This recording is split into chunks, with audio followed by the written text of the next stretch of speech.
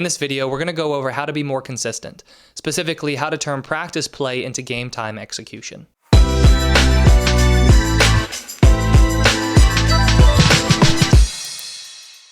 Hey there, I'm Eli Strawman, a performance coach and the founder of SuccessStartsWithin.com.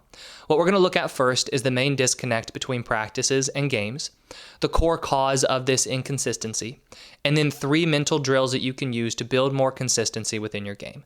So when we look at the main disconnect between practices and games, especially if you're playing better in practice than games, the first thing we see is that there is more pressure during games. We can't deny the fact that games are the time where performing becomes more important, right? Practices are critical, practices are crucial, but games are where the results are counted. So if you allow this pressure to get the best of you, it's easy to start trying to press and force a certain outcome. And we see this a lot if you're trying too hard to be perfect because you feel the pressure to play well.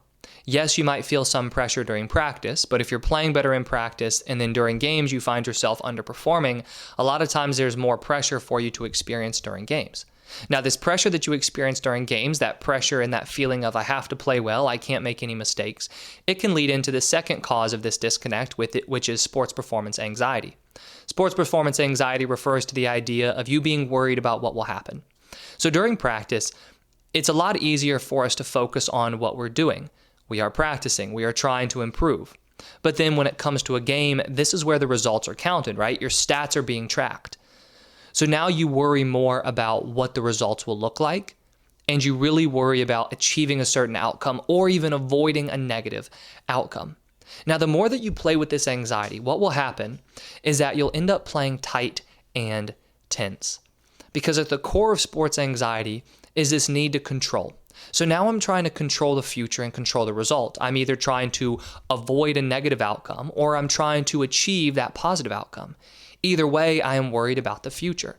The more I worry about the future, the less attention I'm giving to the present moment. So during practices, if I'm just fully focused on what I'm doing, I'm working on improving, that's all I'm really giving my attention to, it makes sense that I would be doing my skills and performing my skills better during practice. But then during games, because I start to worry about what will happen, all of a sudden I'm not giving as much attention to what I'm doing in the moment.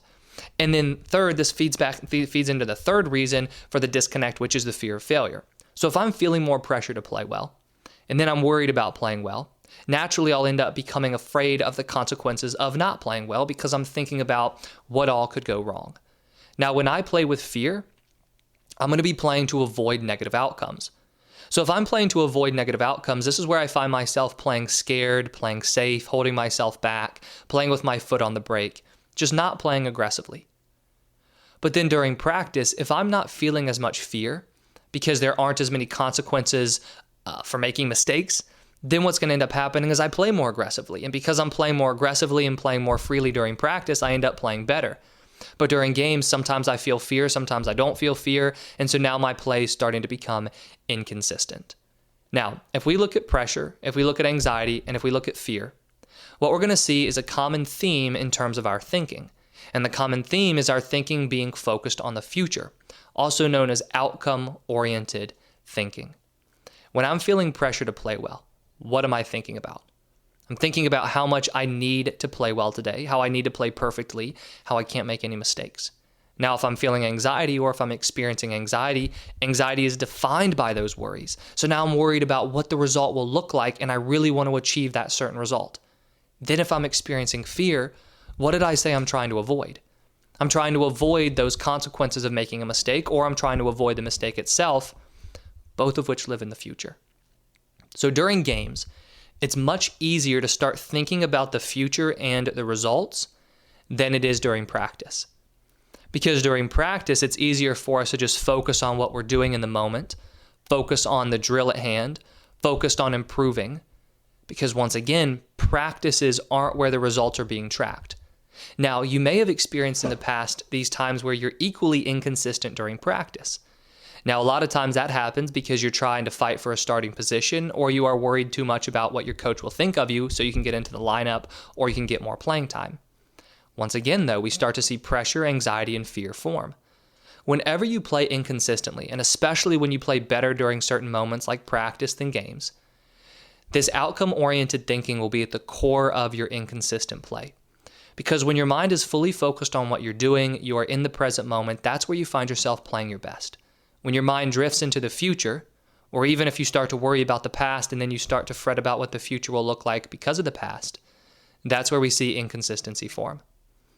So what we want to do then with these mental drills to help build consistency is we want to work on bringing our attention back into the moment and managing that pressure, fear, and anxiety that we know are truly causing this disconnect and this inconsistent play. And so the first mental drill that I have for you is setting performance objectives. So during practice, if I'm going in and I'm thinking about what I want to work on and what I want to improve, all of a sudden my mind is present. I'm more focused on what I'm doing than the results of my play. But because I've practiced so hard, because I've worked so hard during the week, what do you think I want to do when it comes to a game? When it comes to a game, all of a sudden I want to win and I want to play my best, which is very natural, especially since I've been putting in so much work. But the truth is, the work that you've been putting in should be trusted to allow you to play well during the game. But when you get into a game and you feel pressure, you feel anxiety, and you feel fear, you end up trying to force the outcome. If you're trying to force the outcome, are you really trusting all that training and preparation that you've put in? When you try to force, that shows us a lack of trust. So what we want to do is we want to increase trust. Now, there are many ways that we can increase trust, and the next tool that I'm going to talk about, or the next drill I'll talk about, works to increase trust. But what we also want to do is we want to work on playing in a way that we would play if we truly did trust ourselves. And that's where performance objectives come into play. So when I'm working with an athlete, I talk to them a lot about the difference between practice mindsets and game mindsets. Now, practice mindsets are more about improving. So we know that we have certain areas of our game we want to work on, we want to improve. And if we improve those, and if we focus on them during practice, we should be able to trust them during games. So the difference is that during a game, our mindset during a game is all about letting go and performing our best. So we want to be more in the moment, we just want to let go, and we want to allow our skills to take over. This is where you work on allowing muscle memory to take over during games. Practices are about improving, games are about performing. But when I say games are about performing, that doesn't mean games are about forcing a good performance. It's about allowing yourself to perform naturally and then generating that good performance based on the skills that you have built. So what you can start doing is during games, you want to set yourself performance objectives that allow this muscle memory that you've worked so hard for to take over. So these performance objectives will be simple targets or cues that you focus on that are in the moment and keep your attention present. Some very simple ones are to be present. That could be a mental objective. You could also set the physical objective of giving full effort. Or you might set the objective of moving your feet if you're a tennis player. Basketball players have set the objective of being aggressive with their shots or driving to the basket more or finishing high with their shots. I've worked with baseball and softball hitters who focus on being balanced at the plate or simply watching the ball when they're hitting. The idea with these objectives is that we want to guide attention onto the process of our game and into the present moment, not to try to force an outcome, but to try to allow ourselves to play naturally and let our skills take over by guiding our attention and really getting our mind out of the equation and getting it out of the way. Because we know that if we are experiencing fear, anxiety, or pressure, our mind is trying to over control and trying to force a certain result, which is only going to make you play in a stiff and unnatural way, whereas these objectives can help you center your mind in the present and allow those skills to take over. So right now, to be more consistent with your games, you want to set objectives that are part of the process that you can focus on that will allow this muscle memory to take over. Mental drill number 2 is self-talk. So one of the key differences between practices and games is that during practices, if there's not a lot of fear present, if you're not trying to force a certain outcome, your thinking will be different. And what I mean by that is your thinking will be focused more on what you're doing, what you're trying to improve, instead of your thinking being based on what the future will look like. Now, I said earlier that outcome-oriented thinking is at the core of this inconsistent play, and that's true. And now, if you have outcome-oriented thinking, that means that your self-talk, so the way you're thinking and the words that you're using, will be centered on that future and on that result. What you want to start doing as a drill is you want to start working on bringing your attention back into the present moment. Setting objectives, like I just talked about, will be a form of more present-focused self-talk, because if I'm telling myself and reminding myself, just watch the ball, just focus on the ball, just be present, that's a great way of using this self-talk to help me. But what you can also do is start talking to yourself in a more confident way. You can start talking to yourself in a way where you remind yourself to just trust in your skills instead of worrying so much about the future. But when you play in games and you notice this inconsistent play, it's very likely that your thoughts will be working against you. Your thoughts won't be focused on the process. Your thoughts won't be confident thoughts. There'll be thoughts of worry and thoughts of trying to force and over control that result. Simple thoughts like I have to do this, or I can't make any mistakes today. I need to impress coach. I have to make up for that.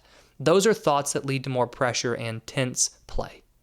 We want our thoughts to be leading to more confident and natural play. So really pay attention to those thoughts that you're having when you perform. And so the way that we make this more of an actionable drill is I would recommend that you come up with a list of confident thoughts or just calming thoughts and statements, and then read that to yourself before you go into the game.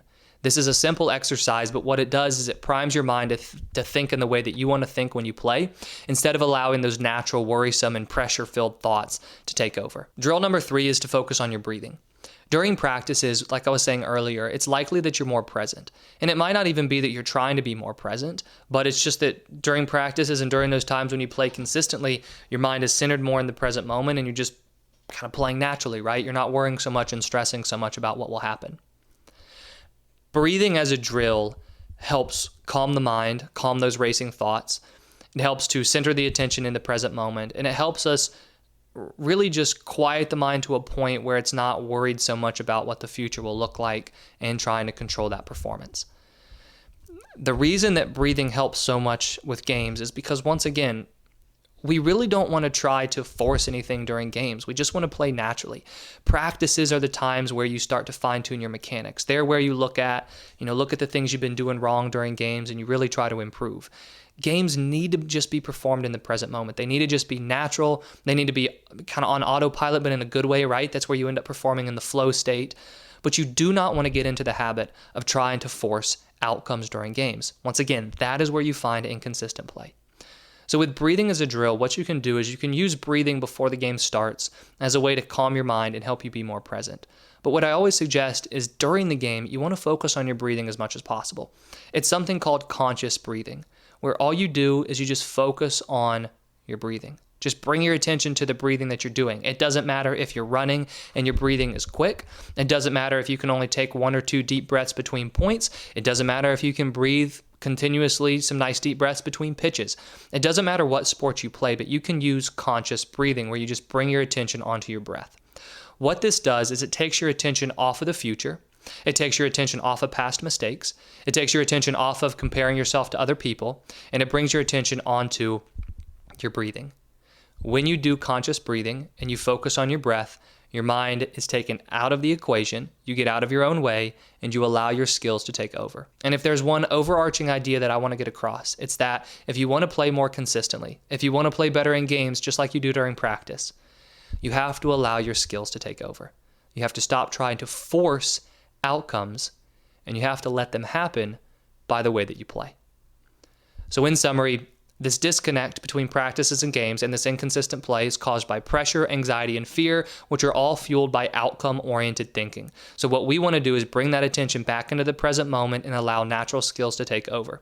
The drills you can use to do so are setting performance objectives for games, paying attention to your thoughts, so using some positive and calming self-talk, and then using breathing, specifically conscious breathing, to calm your mind and center your attention in the present moment. If you're interested in learning more about one-on-one mental performance coaching or any of the sports psychology programs that I have available, I've put links to those in the description below, or you can head over to successstartswithin.com to learn more. Thank you for watching the video, and I wish you the best of success in all that you do.